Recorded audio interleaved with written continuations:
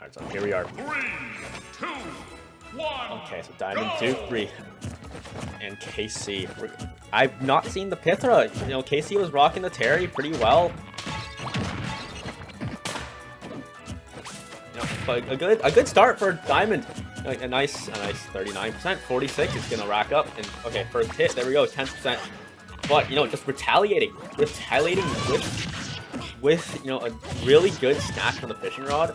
Gets Photon Edge back to stage though. A little bit of chip damage on Diamond. And that actually on Town and City wouldn't have killed, but on a stage like maybe Smashville or Hollow Bastion, that definitely would have killed. But carefully playing around Little Rocket on the ground, not trying to, you know, not trying to activate it, not trying to take any more damage. It needs to be a good grab. And maybe leading into an up air, but Diamond's trying to play evasive. Gets hit by a dash attack and unfortunate air dodge. And here we are. Diamond's just making it back to stage. Nothing too fancy from KC, but KC will retaliate and gets the fourth match read on the landing to start off the first stock of game 1 between KC and Diamondupree. Oh, this is losers rules. I just realized I am not updated here.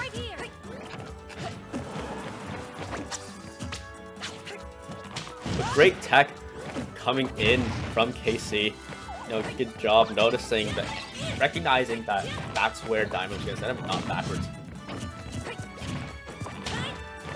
KC kind of fishing for the kill though, playing a lot of pyro, a lot of unsafe moves, not really quick, and you know, definitely can be punishable. Like definitely not the most punishable character in the game, but it's certainly an obstacle that, you know, KC is going through right now. The Diamond is kind of just set up a wall, and really KC is just, you know, he's just getting walled out. Diamond's just keeping him away, just keeping up bait. 160, and there we have it, an up smash, and now it is a 2-to-1 stock game. Diamond finally loses his first stock at 170% though. That is honestly a huge lead. Diamond, oh, a good foresight, but does not capitalize on the up tilt because the reverse up tilt Isabelle just too short to get hit by it. Goes for just a simple grab follow up. Doesn't connect though, and now another grab from Diamond. It's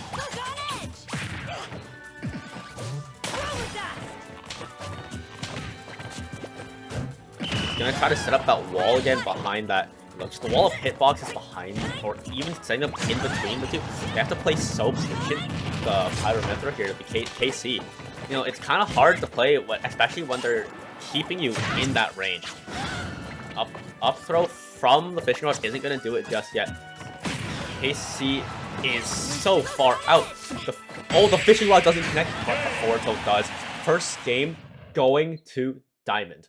Well played. Who's stock on KC's Aegis.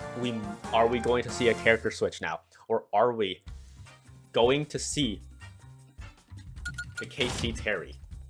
The man that's gotten him this far in bracket.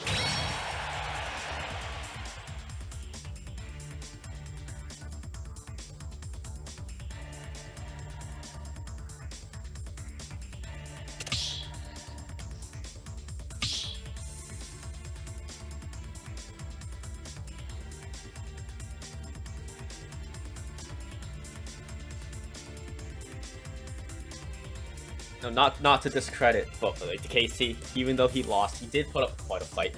Honestly, that was just a stage more fit for Isabelle. You know, the more distance Isabelle can keep, the better she becomes. Still not the greatest character by far, but also just a character that, you know, really needs the distance.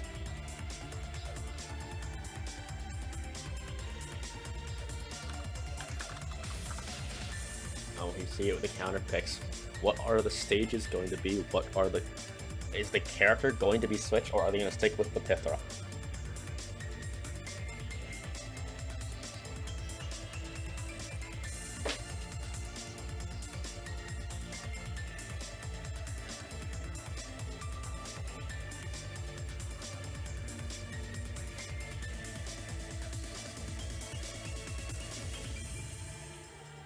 And it looks like they're actually gonna go back to Town and City. So is this gonna be a character counter pick rather than a stage counter pick?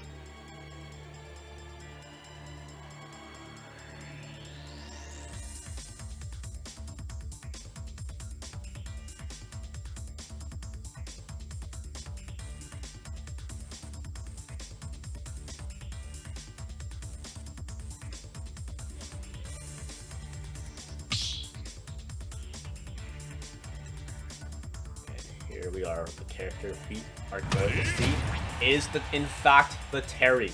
KC has gone to Terry. Character he's a little bit more comfortable, especially looking at the bracket. A lot of a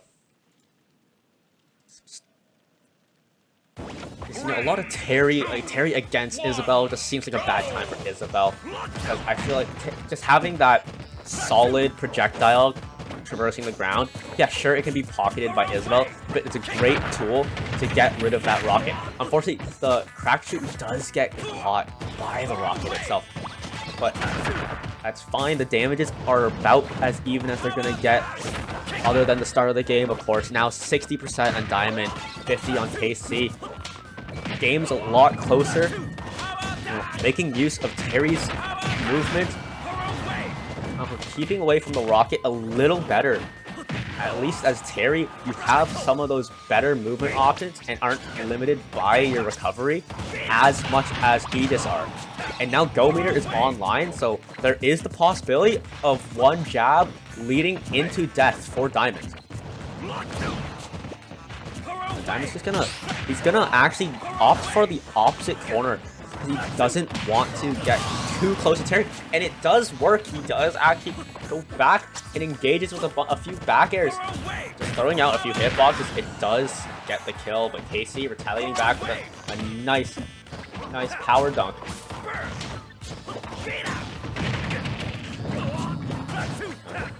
KC, he's pushing it really far. He is going... No, he off for jab 3 instead. That surely must have been a misinput. Surely he wanted to actually get a power dunk out of that.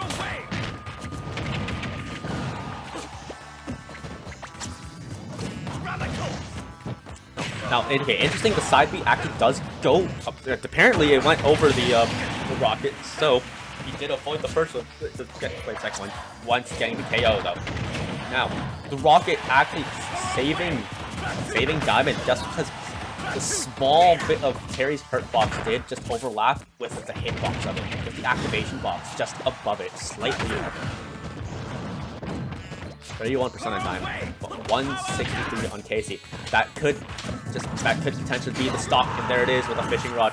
The surprise fishing rod just taking KC up. And now it's another 2 stock to 1 game. Hasn't had the chance to use Go Meter. Unfortunately, it's just that rocket that's just disabling that move for KC. Any Go moves have not been in any position. No, just nothing. He can't get much started, unfortunately. But he does finally get it down tilt on the side B input version. Of course, he gets thrown behind. Almost getting the read Diamond on the forward smash. Really good with those reads, actually. Good at capitalizing damage or even KOs. And there he goes, lands right in the forward smash. That is the set.